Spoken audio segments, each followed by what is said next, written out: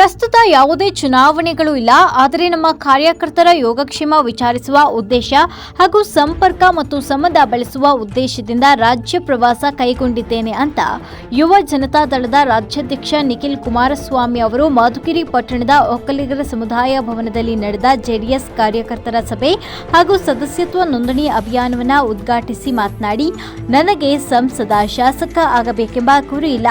ನನಗೆ ಆಸಕ್ತಿ ಇರುವುದು ಗ್ರಾಮ ಪಂಚಾಯಿತಿ, ತಾಲೂಕು ಪಂಚಾಯಿತಿ ಮತ್ತು ಜಿಲ್ಲಾ ಪಂಚಾಯಿತಿ ಚುನಾವಣೆಯಲ್ಲಿ ಹಿಡಿತ ಸಾಧಿಸುವುದು. ಹಾಗೆ ಮುಂದಿನ ವಿಧಾನಸಭಾ ಚುನಾವಣೆಯಲ್ಲಿ ಹಿಡಿತ ಸಾಧಿಸುವ ಉದ್ದೇಶದಿಂದ ಈ ರಾಜ್ಯ ಪ್ರವಾಸ ಕೈಗೊಂಡಿದ್ದೇನೆ.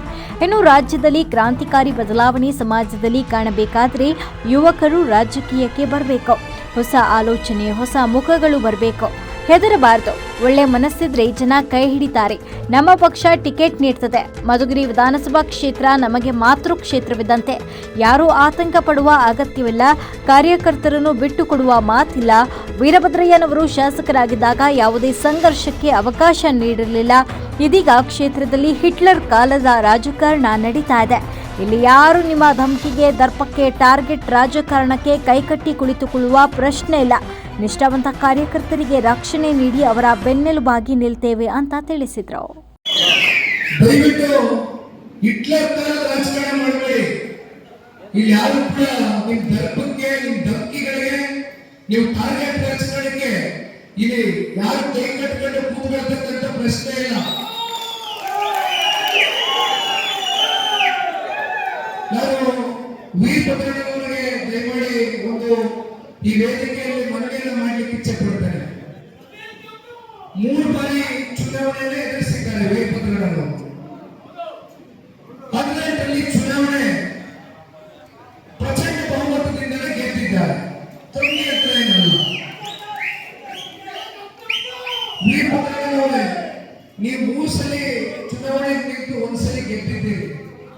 ನಾನು 3 ಸಲ ರಾಜಕೀಯ ಕ್ಷೇತ್ರದಲ್ಲಿ ಬಲಿಪಶು ಮಾಡಿರಲಿಲ್ಲ. ಇನ್ನೂ ಬೀದಿ ಓಡಾಡ್ತಾ ಇರಲಿಲ್ಲ.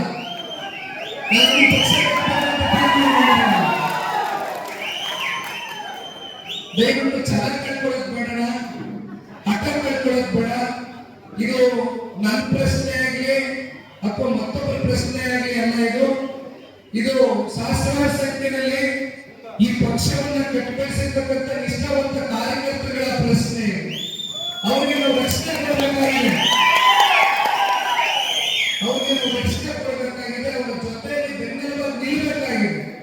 ಕೆಟ್ಟ ಕೆಲಸಕ್ಕೆ ನಾವು ರಕ್ಷಣೆ ಕೊಡಬೇಕು ಅಂತ ನಾನು ಹೇಳ್ತಾ ಇಲ್ಲ. ಆದ್ರೆ ಏನು ತಪ್ಪೇ ಮಾಡಲಾಗತಕ್ಕಂಥ ಅಮಾಯಕ ಕಾರ್ಯಕರ್ತರ ಮೇಲೆ ಈ ರೀತಿ ದೌರ್ಜನ್ಯ ಎಸೆತಕ್ಕಂಥದ್ದು ಇವೆಲ್ಲ ಆದಂತ ಸಂದರ್ಭದಲ್ಲಿ ಇವತ್ತು ನಿಖಿಲ್ ಕುಮಾರಸ್ವಾಮಿ ನಿಷ್ಠಾವಂತ ಕಾರ್ಯಕರ್ತರಾಗಿ ಜನತಾದಳ ಪಕ್ಷದ ಒಬ್ಬ ಕಾರ್ಯಕರ್ತರಾಗಿ ಹೇಳ್ತಾ ಇದ್ದೇನೆ, ಮಧುಗಿರಿ ವಿಧಾನಸಭಾ ಕ್ಷೇತ್ರ ನಮ್ಗೆ ಮಾತೃ ಕ್ಷೇತ್ರ ಇದ್ದಂಗೆ. ಯಾವ ಕಾರಣಕ್ಕೂ ನೀವು ಯಾರು ಕೂಡ ಆತಂಕಕ್ಕೆ ಒಳಗಾಗಬೇಕಾಗಿಲ್ಲ. ವೀರಭದ್ರಯ್ಯನವರು ನಾವು ಸುದೀರ್ಘವಾಗಿ ಮೊನ್ನೆ 15 ದಿನದಿಂದ ಮಾತನಾಡಿದ ಸ್ವಲ್ಪ ಅವರಿಗೆ ಎಲ್ಲ ಮನಸ್ಸಿನಲ್ಲಿ ಯಾವ ರೀತಿ ಹೆಜ್ಜೆ ಹಾಕಬೇಕು, ಯಾವ ರೀತಿ ಒಂದು ವೇಗ ಕೊಡಬೇಕು ಅಂತಕ್ಕಂಥದ್ದು ಇನ್ನೂ ಅವರು ಡಿಸ್ಟರ್ಬೆನ್ಸ್ ಅಲ್ಲಿ ಇಲ್ಲ ಅಂತ ಏನಿಲ್ಲ. ನಾನು ಅವ್ರ ಕುತ್ಕೊಂಡು ಮುಕ್ತ ಚರ್ಚೆ ಮಾಡಿದ್ರೆ ನಿಮಗೂ ಗೊತ್ತಿದೆ. ಹೌದಲ್ವೇ? ಇವತ್ತು ನೀವೆಲ್ಲ ನಮ್ಮ ಕುಟುಂಬದವರು ನಿಮ್ಮ ಹತ್ರ ನೇರವಾಗಿ ನಾನು ಮಾತನಾಡಬೇಕಾಗ್ತದೆ. ಇವತ್ತು ನಾನು ರಾಜ್ಯ ಪ್ರವಾಸ ಮಾಡ್ತಿರೋ ಉದ್ದೇಶ ಏನು ಗೊತ್ತೇನ?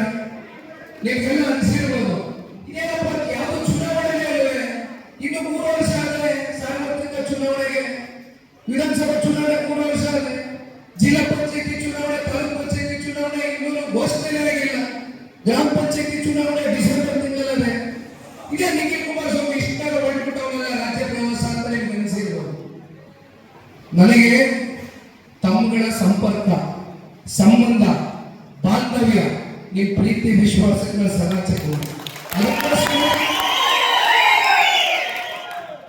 ದೇವೇಗೌಡ ಸಾಹೇಬರಿಗೆ ಹೋರಾಟಕ್ಕೆ ಪ್ರತಿಕೂಲವಾಗಿ ಬೆನ್ನೆಲುಬಾಗಿ ನಿಂತಿದ್ದೀರಿ. ಕ್ಷೇತ್ರದ ಜನ ಕಾರ್ಯಕರ್ತರು ಹೃದಯದಲ್ಲಿ ಸ್ಥಾನ ಕೊಟ್ಟಿದ್ದೀರಿ. ಅದೇ ರೀತಿ ಸಂಬಂಧ ಕುಮಾರಣ್ಣವರಿಗೆ ಹೃದಯದಲ್ಲಿ ಸ್ಥಾನ ಕೊಟ್ಟಿದ್ದೀರಿ. ಅನಿರೀಕ್ಷಿತ ಚುನಾವಣೆ ನಿಂತಂತ ನಮ್ಮ ತಾಯಿ ಅನಿತಾ ಕುಮಾರಸ್ವಾಮಿ ಅವರ ಗೆಲ್ಲಿಸಿ ಆಶೀರ್ವಾದ ಮಾಡಿದ್ದೀರಿ.